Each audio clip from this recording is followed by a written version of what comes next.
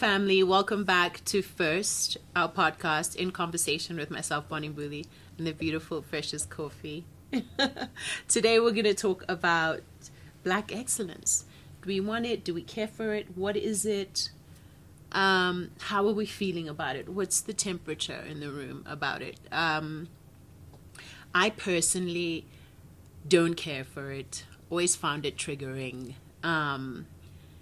And it was just something I didn't really subscribe to. That and black girl magic and strong black women. Oh, what she's basically saying, in case y'all aren't hearing, anything that starts with black, she does not subscribe to. And I'm not mad at it. What else? I hate the labeling. Black love. Black love. As long as I see to do black. I feel category black. Black category. We need to really unpack before we lose people. They're like, all right, unsubscribing. Black joy. Black joy. Yo, we do not subscribe to black joy. Can we just be? Can we just be human? I just want to be human.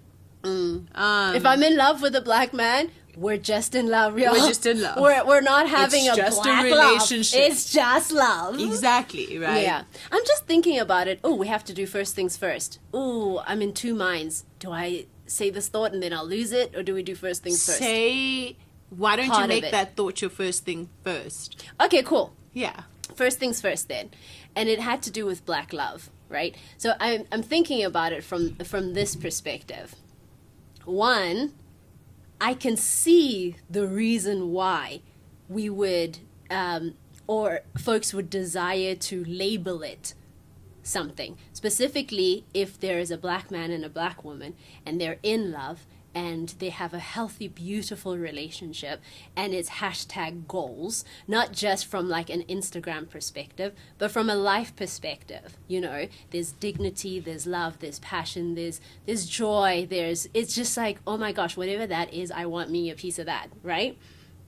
But it's not necessarily, to me, in my mind, I'm like, do we want it because they're black? Therefore, we're calling it black love. Of course, we're calling it black love because these happen to be black individuals. And we have to label it, or seemingly have to label it, in my head because there isn't a lot of it. Is that why we're labeling black love? Is it because this is a unicorn in the world to see a black man and a black woman thriving in their love for one another? So it's a question now. Is that why we label it black love? So that we can be like, look, black people can also have a healthy and beautiful and, relationship that we can aspire to. And in case you didn't know that, we're going to show it to you and we're going to name it black love because we're celebrating it because there's so few of it. Maybe there's such few of it on screen. So here's what's interesting, right? I wonder, I started to really become aware of those labels in America. In South Africa, because black people are the majority, there's no need to put a spotlight on, are they in a thriving, loving relationship? Are they excellent people? Are they magical? Are they so I wonder if this over-identification with race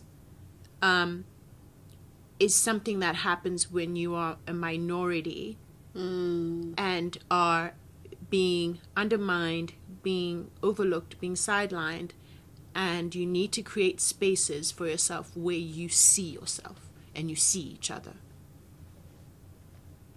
That last bit, you need to create spaces where you see yourself and you see each other.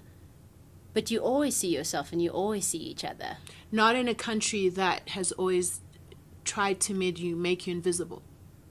Not in a country where you're a minority that, that's what I'm saying. In South Africa, there's never been a need to do that. But I've started to recognize why people do that a lot in America.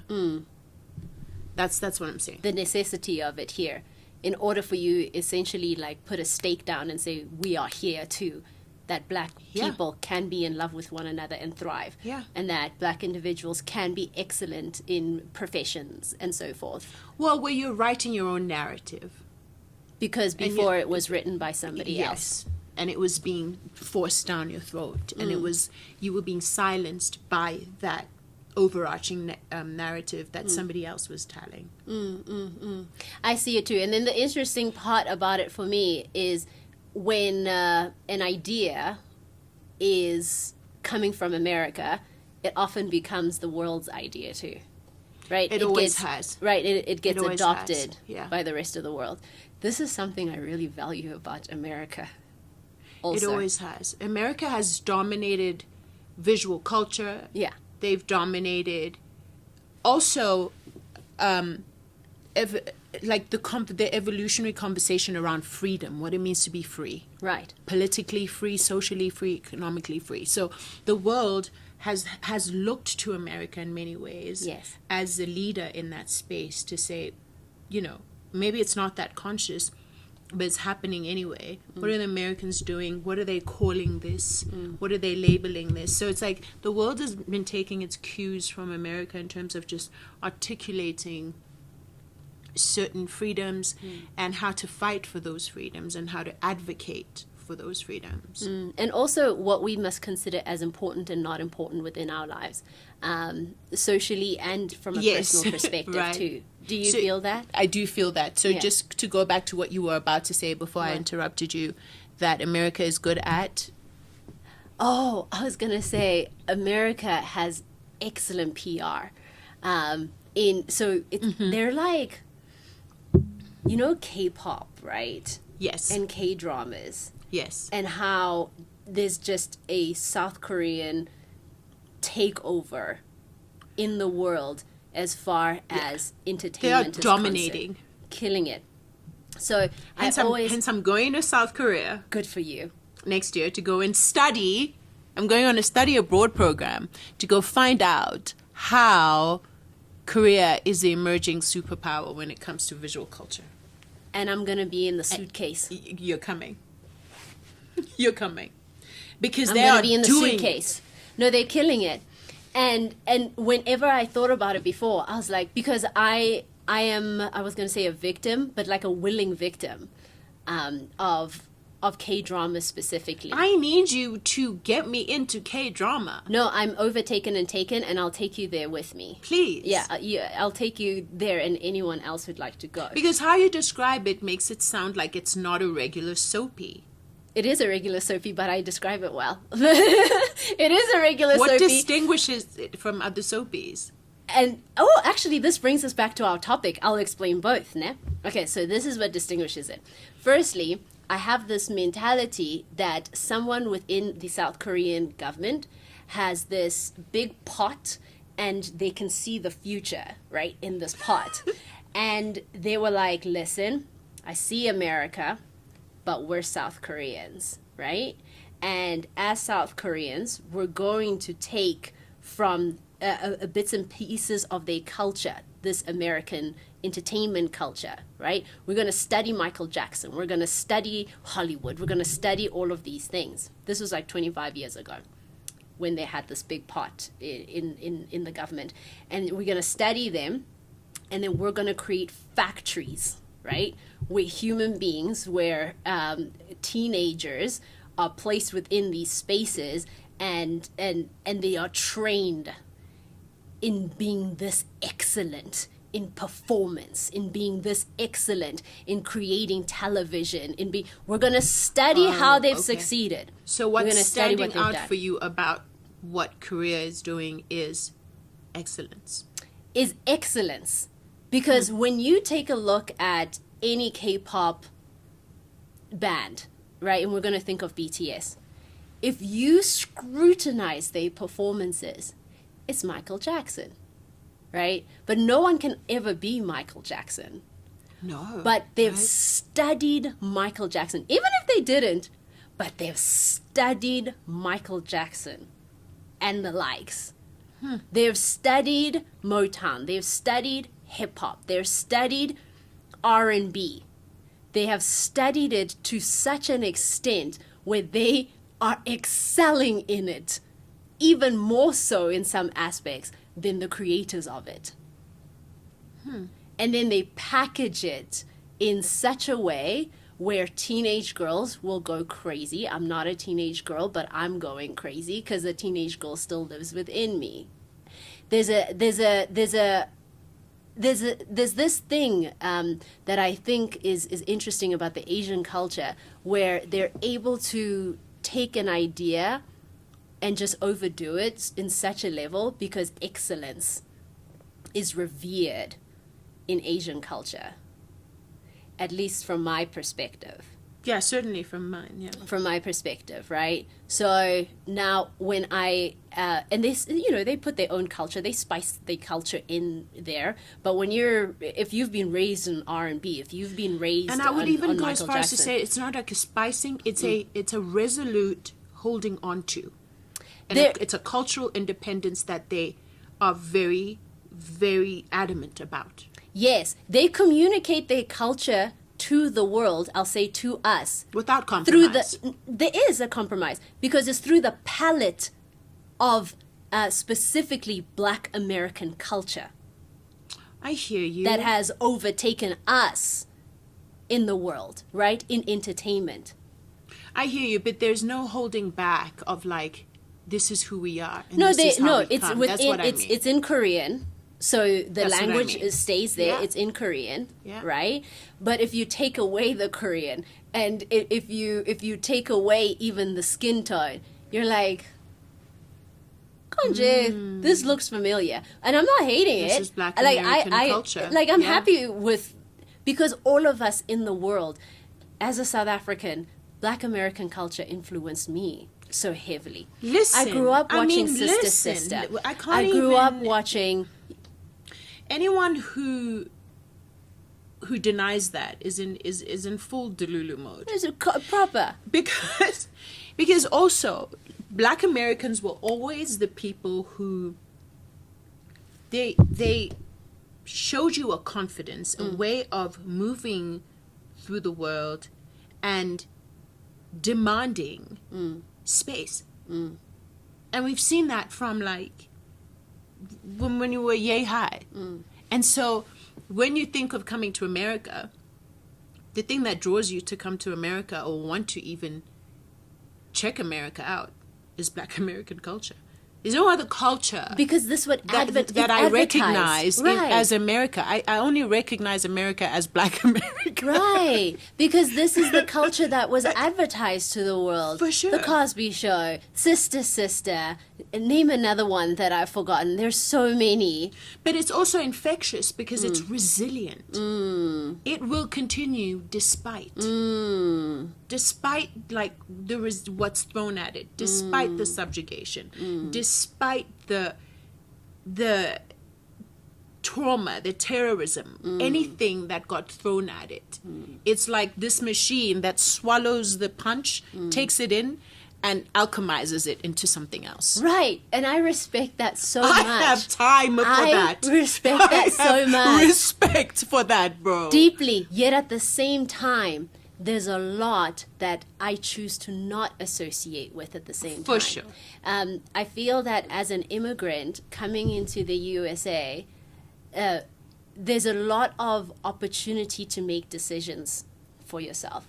There's a lot of opportunities for reinvention. There's a lot of opportunities to do things the way that you used to, if you still like doing things that way. Yeah. And there's also a lot of opportunity to adopt what is within a new space, right? Right. So now, since we're talking about specifically Black excellence, but it's in a sense, Blackness and race, if you are then coming from South Africa, where you are in a country where the majority is Black, where being a Black person isn't, what do I want to say?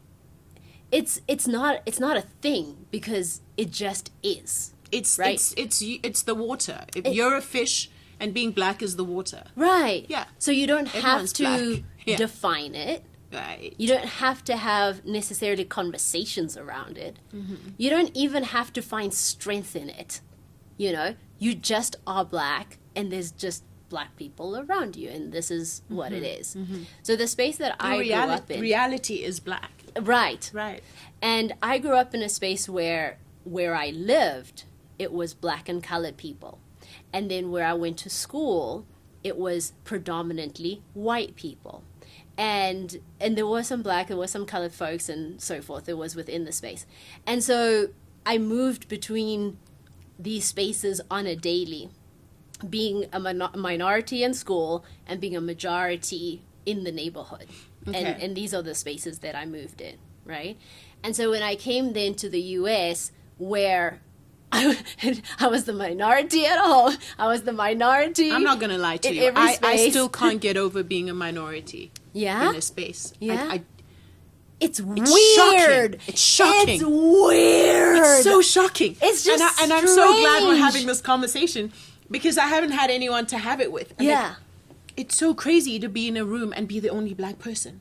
So now let me not say we, it's because you speak for yourself and I speak for myself. I'm used to being the only black person professionally in certain spaces. In America? No, in South Africa too. Only in certain spaces, in certain rooms. Okay, yeah, me in too. certain rooms. So it was like, Oh, yeah. I can relate to that. yeah, well, it was a tiny little moment. But it's for a few hours. Yes, and then also within those a few hours, you're sitting there, you're like, this is going to change. Once you sign this contract, you best watch what I'm going to do. Do you know what I mean? Like, you know you can change things that, it's not going to stay this way because I don't intend it to stay this way because it's weird, right?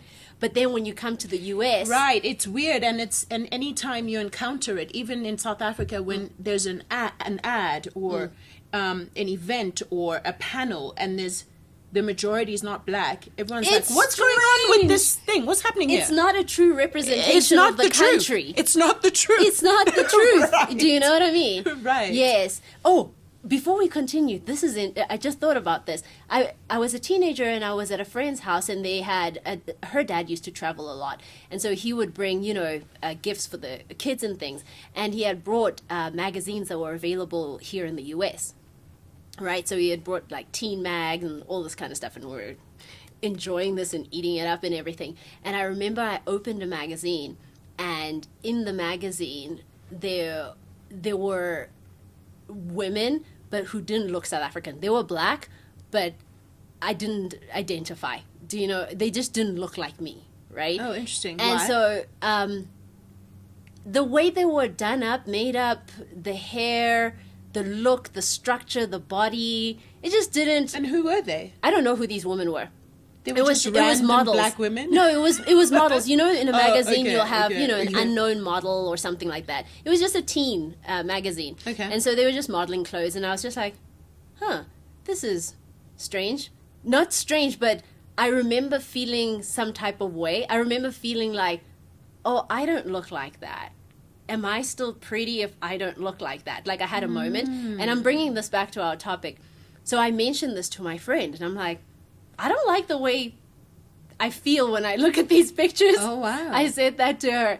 And then she was like, oh, that's how I feel when I look at any magazine. And I was like, I don't feel that way when I look at South African magazines. And then she was asking, why is that? And I said, because the women look like me. Like, it feels normal. They look normal to me. And so I was thinking about this. And it had to do with something about the standard of beauty, right? And what I appreciate about South African media, and I don't know about now, but specifically magazines back then, I felt like the people in the magazine were the same kind of people I would see around me. There was a normality, whether it was body type or skin tone or just the way they Which came magazines across. specifically, like Drum You magazine? magazine comes to mind. Drum comes to mind. True Love comes to Yeah. mind. True Love Babe wasn't a thing Because there were back also then. the other magazines, the Fair Ladies, the Feminists, Okay, the but- Cosmopolitans, who are like, there's a quota for how much black. So now my friend was reading those magazines. I see. I was reading these magazines. Okay. Drum, True Love. Yes. So I always felt good about myself, right? So I didn't have yet an image in front of me of a black woman where I'm like, what is this? Where it's just not a reflection of truth, of everyday existence, you And know? what was that magazine that had black women in it that you couldn't relate to? It was a teen magazine, though. From what country? From America. Oh, it was an American. Yeah, it was an American teenage magazine. And then I decided back then to be very vigilant about what I look at.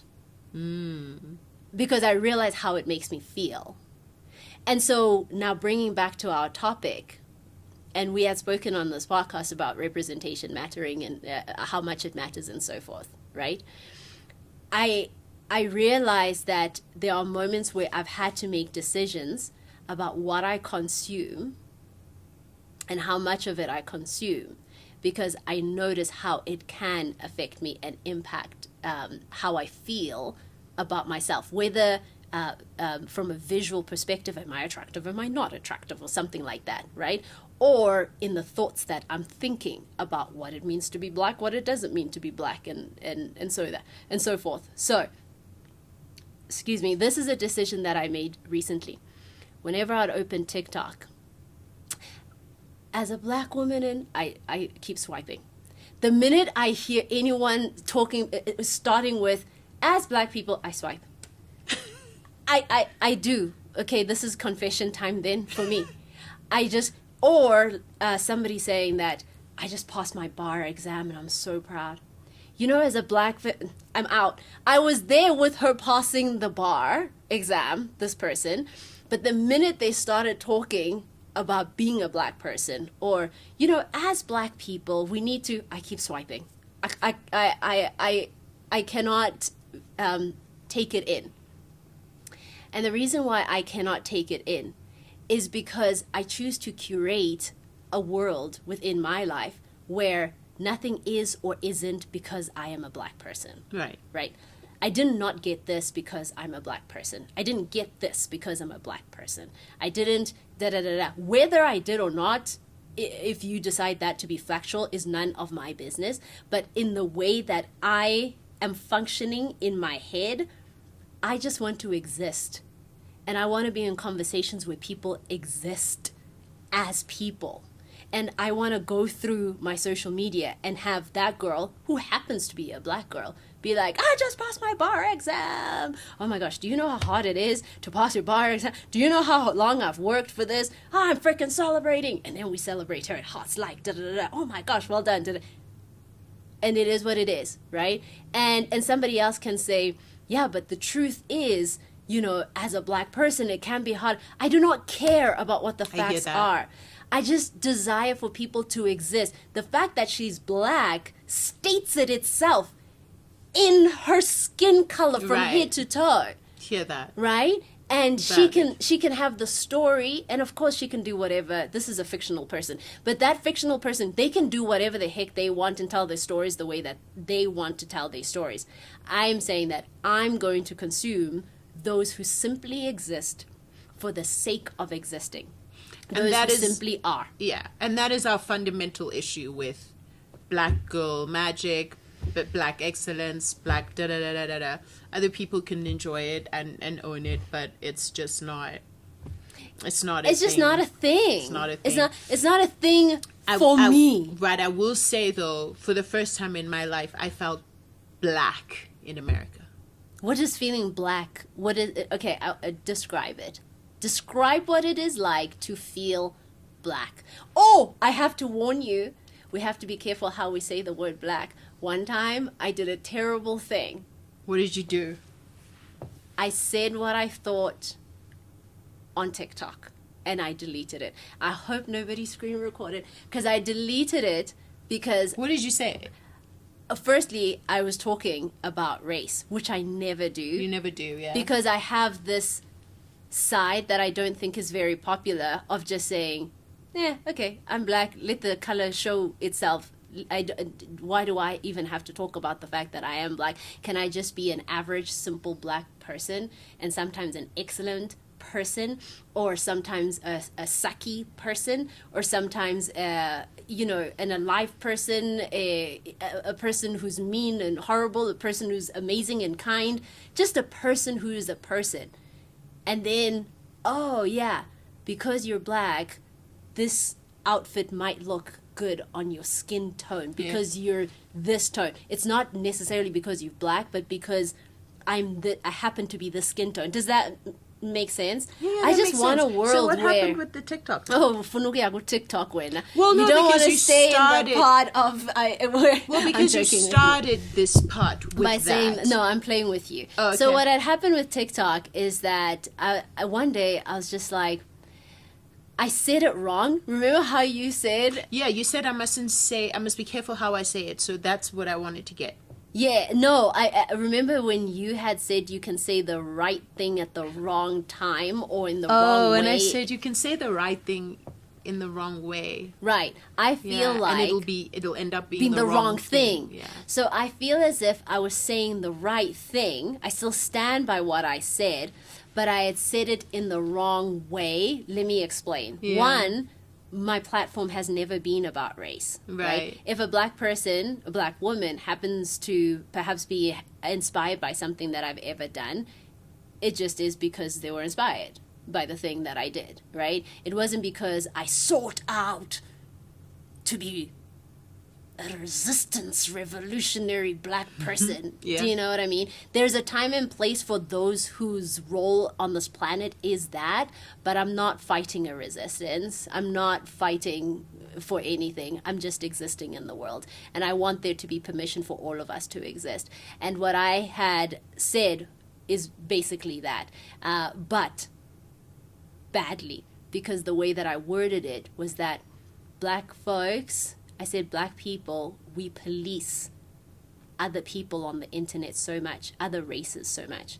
We're all over the place policing races and how races, other races not only refer, but if somebody has overlined their lips, that's a black thing. If somebody has cornrows, oh, that's black. Oh, I see. Like the policing of other races, not racist experiences, but the experience of other So races. what was wrong with that? The way that I said black was racist in itself, right? Oh. And because this is what happened. Folks were like, it's uyasithuka. Umva I said black. Uyasithuka ngala black. Sihleka, this was serious. I'm treading lightly. Because you emphasized the B. I'm sorry. The reason why I say because the inflection was like a little too hard. I don't get it. Yes, because the reason why I say it now. Because you said black. I didn't say it like that. Well, because I'm trying to understand. It's like, how we were saying that's it before absurd. I brought us These to complaints this moment. these complaints are absurd. Perhaps, but let me And tell why you. did you take down that because post? Firstly, I'm now self-conscious by even saying black. Like I try to lighten the beat. Do you remember what you once said to me? You said to me, What? not standing on the fence is polarizing in itself. The minute you decide, I'm not on the fence about a particular issue. Yeah. I'm an independent thinker. Yeah. I have taken the time to formulate my own idea Yes. of this particular issue. Yes. And I'm confident enough to share it, and I trust myself and I trust my judgment enough to share it. That will be polarizing. And I took it down because I felt that there is a responsibility that one has to tee up the moment. So the way that my platforms are, I did not give the room and the space for there to be a conversation, right? It was as if I just woke up one day and just said this thing and left it. And then it was like, whoa, whoa, whoa, whoa, whoa, and the triggers, that folks were experiencing. And I thought to myself, my space doesn't need to be a space where somebody comes and feels so triggered, even though I really feel that people's emotions are their own responsibility. I felt that the curation of my social media space that I have, Yeah. I did not create room for that conversation to be had. Not that that conversation cannot be had, but I feel that certain conversations need to be You needed had to in finesse the the right people into it. No, not finesse. No, Because hear what I'm saying. So here's what I wanted. Sorry. Yeah. I feel like we need an entire episode on this, actually, on just Okay. social media use Yes. and that, because we might, like, I have so much to say about that, and I know you have a lot to say about it. Yeah. too. No, I a just note. wanted to explain it. It wasn't the finesse. It was the respect and the care, Okay. right? Because I've always respected my audience, whether For on sure. television You or on always have, social yeah. media, right? And there's a care in how I approach all topics. And I felt that the way that I approached and spoke within that video did not allow for context, right? So for me personally, I didn't represent myself well in actually allowing for context and room because I was asking for a conversation, right? Okay. It was more like, and then I was out. There wasn't in the way that I choose to interact. in the way that I choose to you interact. usually move. In light of that, I also just think people have become victims of groupthink and victims of, like, checking to see what the temperature is, how many people are leaning towards a feeling, and so I will go in that direction. People are so afraid to be independent in thought online, and I just feel like people are waiting to be triggered, waiting to respond, instead of offer thought or create space for new thought or independent thought. Like, people aren't defending their intellectual independence. They're just, like, surrendering it to the sway of the group all the time. And so when you are very confident and you trust your judgment and you're willing to communicate it, you immediately stand out. It's so easy to stand out now, I find. But having said that, going back to, I feel very black in America. I've never felt this black in my life. And one of those things as well that one of the ways it plays itself out is also, like, in the American workspace.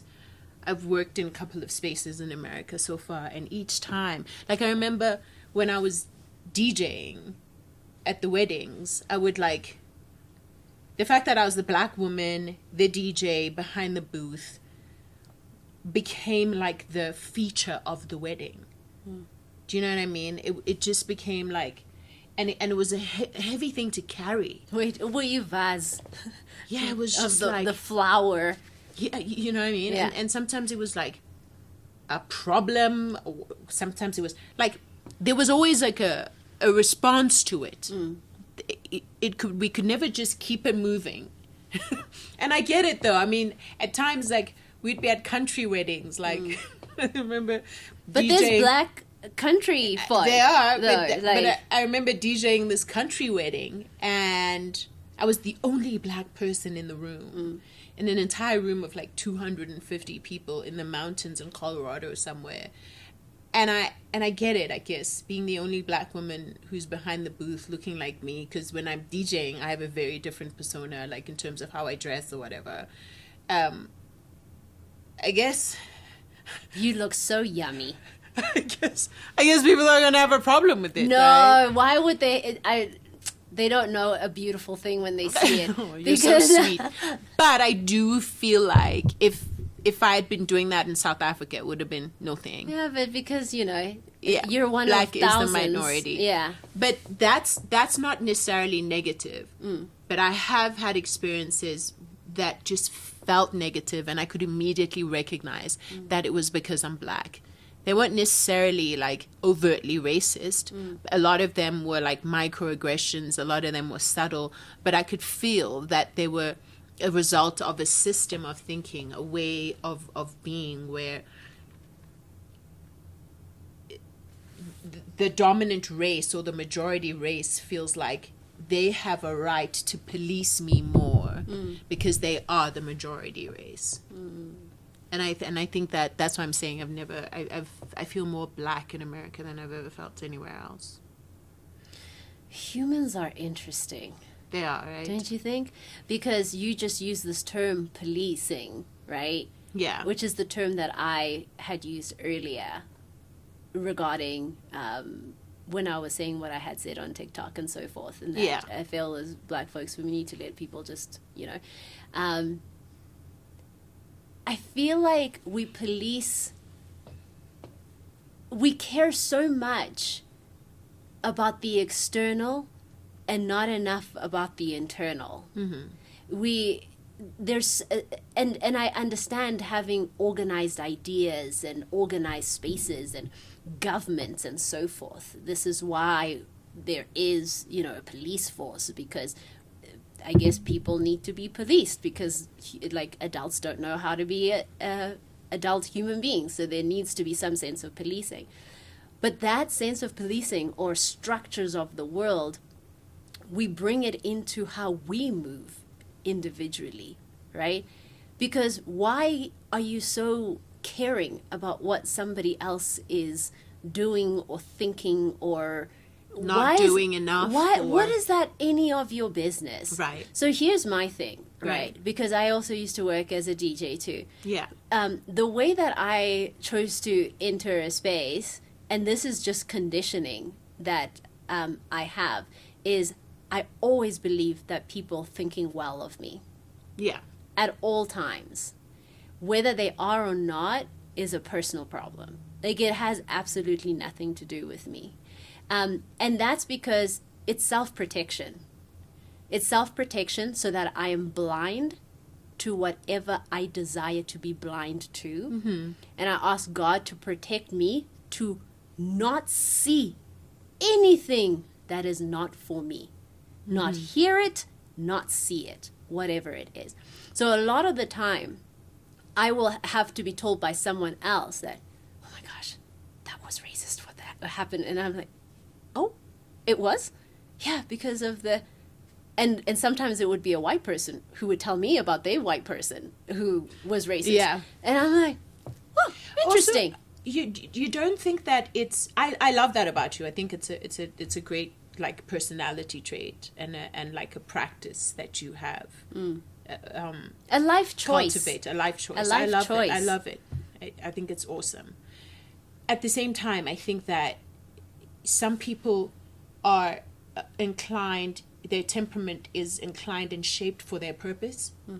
So I care about those things. I care about race. I care about race politically and socially and economically at many levels, because I do believe that I'm a storyteller. So I believe that a part of the stories I need to tell are stories that educate, that inform, that bring people to a place of examining their personal bias and how they sometimes use that bias to hurt others, right? So I don't like being race conscious or talking about race or going deep into those spaces. It doesn't feel heavy for me.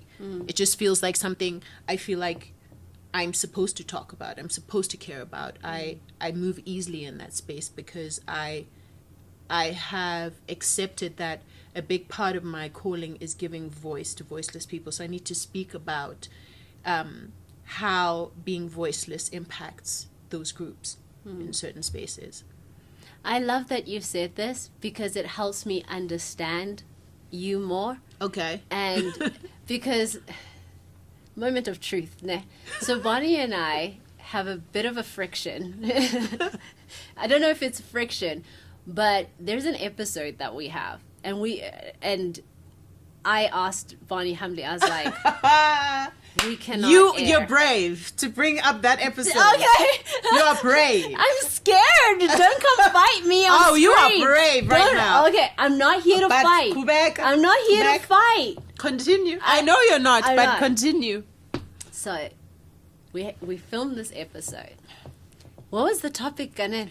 We started with the immigrant experience. But we started speaking about race. Yeah, well, because you cannot divorce the immigrant experience from the race experience. Right. So we had this conversation. And so before I was reluctant, but we had the conversation. And then after I was like, no, that was good, it was good, it was good. Yeah, I felt it. I thought to myself. And then like, I couldn't sleep that night. And then I was like, no, it must be something. And then I was like, why is it? And over time and scrutinizing it, and thinking about it for myself, and also before I had conversations with you, just scrutinizing it for myself. And I was just like, this is just not on brand with how I live my life, let alone how I approach my life on screen too, right? So if I can go back to, let me make this example. For example, Precious Africa. So that show that I created, often people would say, as a black person watching that, as a black young girl watching that, you help me see myself, you help me see this aspect of myself. And I love that. And it's the reason why I love it even more is because that wasn't the goal. That wasn't even written in any of the pitch documents or the notes or anything to do with anything, right? It was never the desire. The desire was to create this experience. The fact that I was black just happened to be. It just happened to be a part of the experience. It was just to exist and have the privilege and choice of life to go and do things with other African people, right? Yet at the same time, it was a significant decision, though. Behind the scenes, I said, my team will be black women only. That was a decision. I don't know where in my mind that came from. And of course, there was pushback on it, and I fought it, and I got it, right? And I had Mabato, had Ukarabo, I had Ulisedi, Usibati. They were there, and we were the core team, who then worked with other people and genders and races and whatever. But these are these black women, many of whom were novices in the experience, right? But they understood the dream. And I hired them after many interviews of many different people because I knew that they saw me as a human being after interviewing many other black women, right? But those individuals saw me as a human being, but they saw more in this project than I could. They knew it more than I did. So like, for example, you're saying we all have different missions on this earth, right? We all have different callings and different missions. Each individual in that team has their calling and their mission, which is the beauty of communication and teamwork, is that we do bring something great to the table, and we can always, differ in the ways that we differ. So that particular episode, I was like, we had many conversations, but basically I was like, it just doesn't feel right. And the reason why it didn't feel right, it is because of how I represented myself on the episode. I was like, what is this group thinking, if I could even say it at that? And also, what is this incomplete energy that is on here about something that's so weighty? So it felt irresponsible for it to come out. So For I approached. you. Exactly. This is where Because of how you represented yourself. Exactly. How Right. I need that to be clear. And Bonnie Yes. has made it clear to me Yeah. over the phone in conversation Yes. that she represented herself well. And the way that I approached you was to say, Bonnie, the way that I represented myself is, to me, there was even a who is that person anyway? And it also informed how I was in every recording since then, because I was like, one, we cannot afford to not have an episode out. We're bootstrapping, that's one. So there was a responsibility to the team that I felt the weight of it on my shoulders. I am slightly smirking is because there was a point in that episode where I said, I think you're slightly misrepresenting yourself, and you went, aye, Really? aye, Yeah. And Mameli Aye. Koto. Hey. and I was like, okay, Yeah, clear. Hey. but yeah, please continue. So the weight of knowing that, chucking an episode, that's huge, right? And also understanding that how this is going to impact you and how to even approach that conversation. I would endeavor to say that this has been and was one of the hardest conversations I have ever had with That a one? person, the one with you. Are you In a serious? working relationship. Wow, that is so interesting for me. Not the conversation of on screen. I mean the in a conversations around it between you and I. Oh, The back and wow. forth, because it's the understanding of all of the different aspects, what it means to the team, how it's impacting the team. You know, how Why you was see it it. hard? Why was it so hard? What's hard about the conversation is that I take responsibility for it. Like, I'm at fault and I take responsibility for it, and I see how it is impacting others, you know. Okay. And that's hard. It's hard to be like, dang, you know, to be holding something back. I don't know how to explain it. It's hard to have screwed up, you know, and it have impact on other hear people. you. That's difficult. And also, it's also hard to be like, yes, I screwed up, but I also stand in requesting that this not be aired, because this doesn't feel good. It doesn't feel right. And even if it is, it just, even if it appears okay, I'm ashamed, and I don't want this to be, because things stay on the internet. You know, things remain. And I don't want that to be a part of my story, because it's what I said during, when we were talking about Carlton Hare and Umbali, Valentle, is the fact that you can say the wrong thing. You're not always correct, or Yeah. you're not always, and in fact, I've said many a wrong things, but many a wrong things that are true to me, and that I can stand by and even forgive if I need to. But then Okay. you can say the wrong thing and just energetically feel it didn't come from a right place. I hear you. Yeah. I hear you. Yeah. But I've always heard that. You've always I've always understood that about that experience. Of Oh the yeah, I episode. knew you did. I knew Yeah. you did. Yeah. The thing that I was concerned about was that it's very important to me that I'm a person who doesn't say the right thing because it's the right thing. I say the right thing because I believe it, right? And so if I happen to be on an episode saying something that is incorrect, that is harmful, and that's who I really am at that time in my life, I don't mind coming out and saying, hey guys, I'm not developed in that area in that way yet. I haven't grown, I haven't evolved in that space, but I stood by what I said at the time, but now I'm ready to be something else. Versus me coming out and performing something that I know that I'm really not. Do you know what I mean? I was just saying, let's make sure that on this podcast we are constantly honoring who we really are in that moment. And if we need to evolve and we need to grow, let's be in conversation about it. But that let's not be ever inauthentic. That's all. Yeah.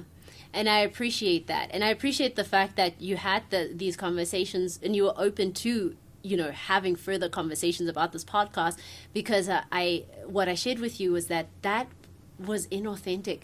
I do not know what. I do not When know. I look back now, I get what you what the mean. what. I get what you mean when I look back at some of what was happening, but I don't think it was malicious.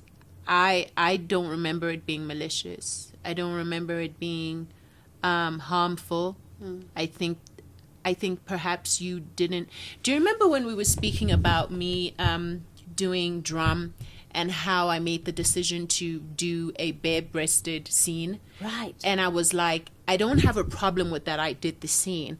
I have a problem with the fact that I didn't handle that decision as a weighty decision. So that's what I think happened, is that you, in hindsight, were like, that was a weighty conversation and I should have approached it as such. And I should have. Yes. You're so funny. I have So nothing to cute. add. You're so cute. But yeah, the resolution, I guess, is that do you know one of the things that really stood out to me about Barack Obama when he became the president of America? Yes, we can.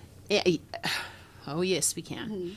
I was in America that year when he Really? was elected. Yeah, it was when I first moved to LA. What was the atmosphere? I don't Man, want to it take was away. I electric. don't want to take away from what you were going to say. It was but electric. the atmosphere.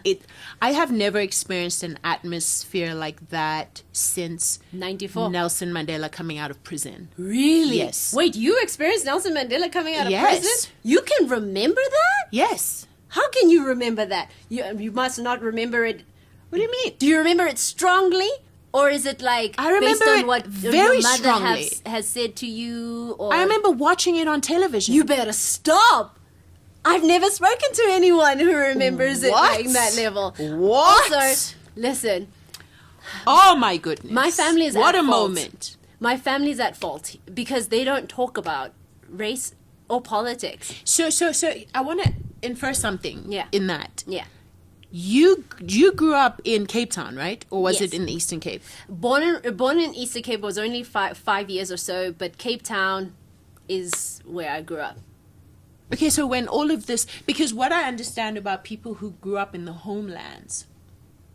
Okay, I growing didn't up- grow up in the homelands. Okay. Ndikhulele elandini, eLokishini. And by homelands, I mean like the political structure that was the dominant structure. Like what was happening in the homelands was not what was happening in Johannesburg. Okay, I was Politically. eLokishini. Oh, you were eKapa. in Lokishini. Okay. Yeah. But I remember when Nelson Mandela came out of prison, it was electric. It was insane. That moment of him walking down the street with this stands out with Winnie Mandela, and they're hand in hand, and she's got her fist up like that. I that image will never leave my mind. But it was a similar feeling when Barack Obama was became president of America. And I remember looking at hearing Chris Rock say something interesting. He was like, Barack Obama moves like he doesn't know he's black. I love it for him. Right? Yeah. And that moment stood out for me. And I thought longer and harder about what he meant. And it was like, it's this. It's what we're describing here, what you're talking about not moving through the world with this cape on or this skin of where you're constantly aware of what your identity is doing to the people around you or how they're experiencing your identity. And Your not being racial defined- identity, especially your 'cause there's a racial difference. Your racial identity. Yeah. And not allowing that definition to dominate and dictate to how you move and how you speak and what your choices are. You know what I mean? Where you're free, like truly free. And so Barack Obama always felt like that for me. You know, while he was like black, you know, like how he danced, the whole thing, him and Michelle, like, but they didn't seem to have a burden to uphold in that sense. They weren't yoked by this racial identity. And they don't shy away from talking about race and Right. identity. So I'm having, it's not a crisis. It's not I don't know what to call it. You have words. Please use your words You to help also me. have words. But can you help me? This is the thing. And maybe these are the dangers of social media too. Is that the race talk just permeates all over social media. Do you think Where I think so. Let me explain by the race talk. I'm not saying the racist conversation or racial conversations. The race talk. So, in the example that I was making of this fictional lawyer girl, I'm celebrating because I'm black and I achieved this. As black creator, as black... So that's what I mean by the race talk, right? The concept of being black, it being a part of one's self-description. I have difficulty with that. I really have a difficulty in this way. One, it can be a very scary world when black people say to you, "You think you're not black when?" You know? Oh, they say that to me all the time. It's a scary world, you know, when black folks Oh, they point at stay you, saying right? that to me. So you just Yeah. want to like go in your house and just like go undercover and hide, because it's not true. It's like, of course I'm black. Of course, it's not true. But there's like so many ways of being, and it's not because I'm black. I can just be, right? Just because I'm a human being. Being black is an afterthought. So that's where it is. So this is where I'm having like a mild crisis. I'm like, I'm 38 now. Should I grow into being black? Like, should I grow into this being a part of my identity? In my art career, for example, that was potentially the first time where I felt a verbal pressure about identifying as a black person in how I was creating art, right? Oh. Because there was a huge movement of having where a lot of black artists were painting.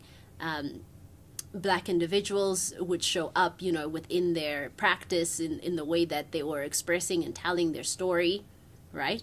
So when I saw this, I was like, oh, this person is just choosing to tell their story in this medium, in this manner. Right. It just is. But the conversation around it, and maybe for particular individuals, it was because I'm black, I'm choosing to paint more black people so more black people are seen. I love that. But then I also recognize that that doesn't have to be all black artists' story. So No, I'm it a black doesn't. artist, and I don't have to paint black individuals on my canvas for me to be an artist who is black, right? Yeah. So then my conversation would be, or rather an internal conversation was, you know what? I want to be the individual who can explore the color blue for 5 years of my art practice. Just exploring the color blue. Not for any historical significance, not for any racial significance, not because of any resistance not standing by, nothing. Simply because I am an artist who is in her color blue era. And Right. that be okay. And that's when we talk about black excellence, then it comes into play, right? I choose not to be excellent, or I choose not to be black excellence. I can be excellent when I'm being excellent, but I can also be basic when I'm being basic. I can also be wonderful in this. I can also be failing in this, and I can just simply be for the sake of just being, without it having anything to do with my race first as a defining factor in that being. Even while living in the world, Yeah. as the world is, the world will make up its mind, however it makes up its mind. I choose to not make it any of my business. Yeah. And for 38 years, I've been just fine. So what's Just the fine. dilemma? I don't have one anymore. Okay, awesome. I just, I no made dilemma. it. Thank you for coming to my TED there's Talk. no- I there's no feel. dilemma. I think there was a part where it was like, am I failing? Because my audience. Are you personal- failing the black agenda? No, not so much the agenda. Because majority of my audience, all, not even majority, maybe even all, are black women. So the weighty decision of that for me then comes into play in this sense. Does it mean that I'm rejecting being black? Does it mean that... So it's just a scrutinizing. I think it's also sometimes good to take an inventory of yourself too, right? To find the right and the wrong and the maybes and the in-betweens. So that's the perhaps the crisis. It was just having these conversations with self and just think, do I reject being black? Right. Do I... But then there's the question, what the heck is it to be black too? So I was never raised to be black. I was never taught to be black by my mother, by my father, by my aunts, by my uncles. I just had the sweet memory of Omalume Bam Nutemba Nutemgos, the way they spoiled me when I was little. And not to say that black kids don't get spoiled and whatnot, but when I say to be black, I mean the bigger agenda of it, the carrying of a racial group of people on your shoulders. I was always raised very tenderly in the sense of, Noavi, just you do what you want, Noavi. Go get the world, you know. So this is the way that my family has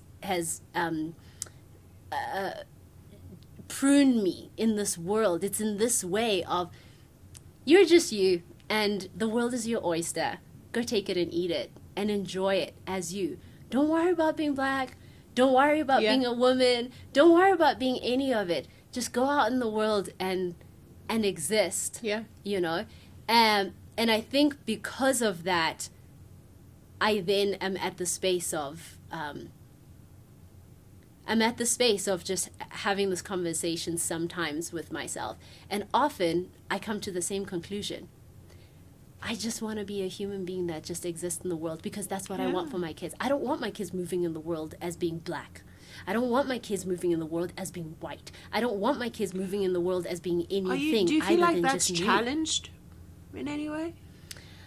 Because I'm still trying to understand what the dilemma is. You said there wasn't a dilemma, and then you continue to go into the water. So I'm like, okay, what is the underlying fear or demand that is being placed on you? Do you feel like there is a demand that's being placed on you? It isn't a verbal one. I think it's an insecurity.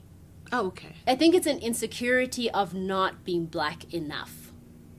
Oh. Or rather not being seen as black enough, or the fear of not being seen as black enough. I think that's the dilemma. Okay. The dilemma is an internal insecurity, because that too can hurt, right? Because then I ask, like, what is being black and what is not being black enough? So that's why I always have this, give me wiggle room so I can just be myself, me in all the aspects of me. So here's a thing that I do when I find that I'm being like and feeling this like unseen, intangible threat or demand that's being placed on me, or expectation that's being placed on me, I go to my faith base, right? I go to my faith, and then I inquire from that place, like, what does God say about this, right? When I can feel that I'm being like pulled by forces that I can't quite identify. So one of the things that I've understood was that as much as I love being black, and I'm not afraid to speak about those experiences. I'm not afraid to hold space for other races speaking about their experiences and the prejudices and all those difficult things that we have to work through as humans in community with each other. One of the things, though, that has stood out for me is that I do not want my blackness to become an idol, right? In the face of who God created me to be. I'm not black first. I'm a child of God first. And then so based on that is how I understand God to be handling my blackness. Is that it's not like a feature for him. I'm his child, period, right? And so sometimes I do feel that in certain spaces there is this need for us to idolize our blackness and then walk out our way towards a black supremacy in retaliation to a white supremacy. And that's a party I'm not coming to. Like, I'm not coming to that thing, to the thing of like, let me exalt my blackness in the way that you have exalted your whiteness and used it against me and used it to subjugate me. It's my turn. This is how I do it back. Because that is not freedom. That's just retaliation. Right? So Fanon said, and in the pedagogy of the oppressed, that the oppressed, and I might be messing up this quote, that the oppressed individual is not really seeking freedom. They're seeking to become like their oppressor. Because they haven't visualized or understood or actualized to a point of understanding that there is a freedom that is beyond the limitations of your oppressor. That true power is not defined by your oppressor just because they have used their power in this way. That should not be your goal. Your goal should be to actualize beyond that. So I have no interest in exalting blackness. I have an interest in finding out what it means to be truly free. What does it mean to be truly free? For me, it means always reaching to what I hear God calling me to. Always reaching for values and ways of communicating, moving, and loving that are in line with what He says He wants for us. How He loves me. You know what I mean? I don't often look to the world around me to be my example of what to strive for. It might be clues, it might be things that inspire me, but that's why my faith is so important to me, because it forms a framework of what I define as a free human being. And I'm wondering now, as you're talking, and when you did mention remembering Nelson Mandela coming out of prison and all, do you think that people of our generation, yours, mine, our generation, our decisions could be made from the lens of finding our freedom, our individual freedom, perhaps, and freedom within our society? Does that make sense? Like, are we defining what freedom means for us in the decisions that we are making and how we are showing up professionally, perhaps in our parenting? I think we're not thinking about it enough, actually. I don't even think we're thinking about it enough. I think that it's so easy to kind of like, and this is another form of freedom for me, making room for yourself to actually examine the way that you think. Right? Creating room for yourself to actually examine, like, could I be wrong? Am I wrong? And if I'm wrong, am I willing to open this door to scrutiny by listening to other views, other perceptions, other ideas? And I think that's what the podcast space is supposed to do, actually. You know, in general, because it's one thing becoming more for what you are for and more against what you're against, but you cannot hold to that so strongly that you are immovable, and that and where you become less malleable, and you're learning less and you're growing less, because every time that I forced myself to hear somebody else's perspective and to hold it as valid and remind myself, you're not that important. I sometimes sit in front of the mirror and I go, as much as I love you, Bonnie, you're not the most important person in any room. And it's very important for me to remind myself of that. Because I hate that I feel like that feeling of fighting for only myself and only my ideas feels narrowing. I feel like I'm shrinking when I do that. I don't feel expansive. I don't feel abundant. There's room for that in this conversation, especially when you're talking, we started this episode talking about black excellence, right? And then we went into speaking about race and so forth. I feel that there's such a big room in this world to listen. I don't think we are listening enough in the world to one another, Yes. right? And also, there's such a big room to have a moment with yourself, to see where you're right. I think that's important. To also see where you are wrong, Yeah. right? To also see what the world believes about certain things, and to think about it yourself and decide, do I think the same way? Or even to take values and ideas that you were brought up with and raised with, and to decide, is that still for me? Or do I co-sign? Or Yeah. does this belong to me? Or is this something that I borrowed from my mom, borrowed from my dad, borrowed from whoever, and I don't want it anymore? Or I actually quite like it and I want to continue with it. Yeah. So there's room for that for yourself. And then there's room for that for others too. And I feel like there, especially in America right now, there's room for conversations to be had where adults are behaving like adults Like adults. in those yeah. conversations, understanding that we can have a conversation where you have this view and it's your view, and I have this view and it's my view, Yeah. right? And I can listen to it and I can think about it, and it can strengthen my view perhaps, and go, okay, I see that for you, but this is the way I think of it. Right. Or, I've never thought about it that way.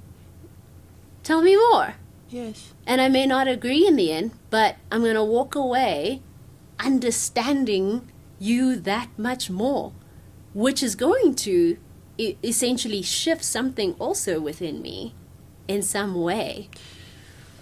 So there's room for adequate conversations. There's room for useful conversations.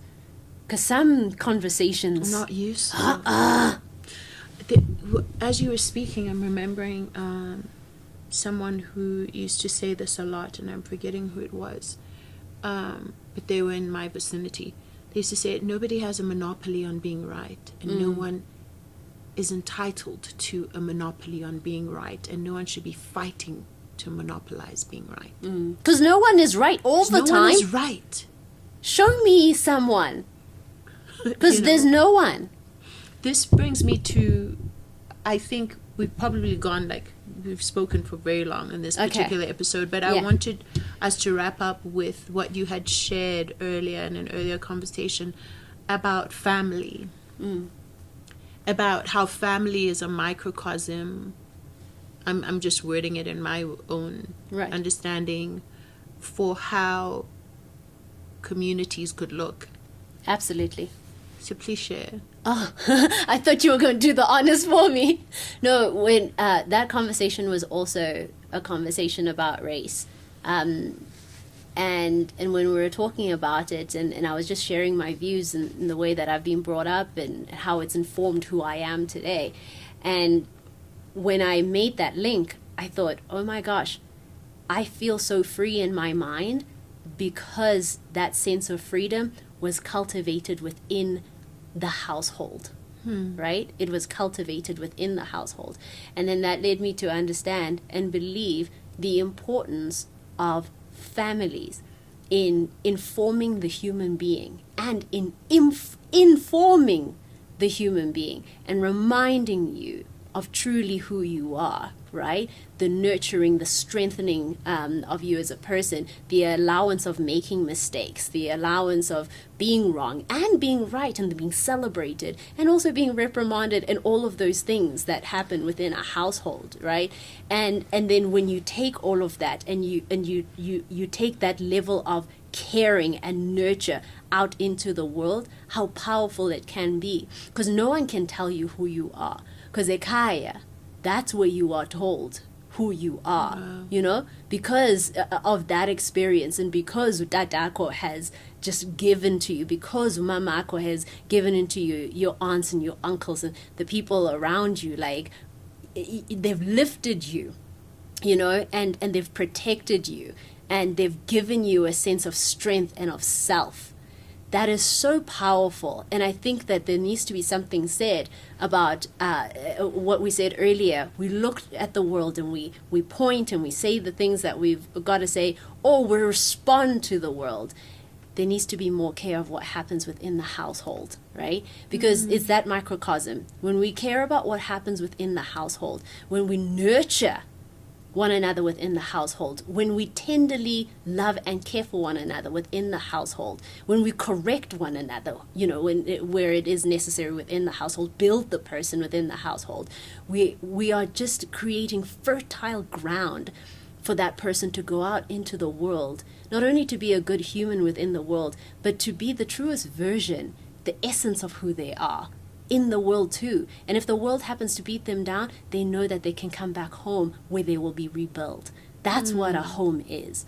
That's what family is. And I think that in all that happens, I honestly think if I could have my Miss World speech, I would say that we need to take care of the family.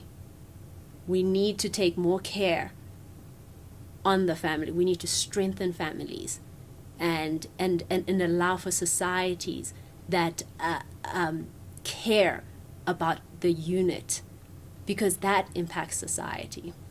That impacts the world. That impacts the nation. That's where we are built.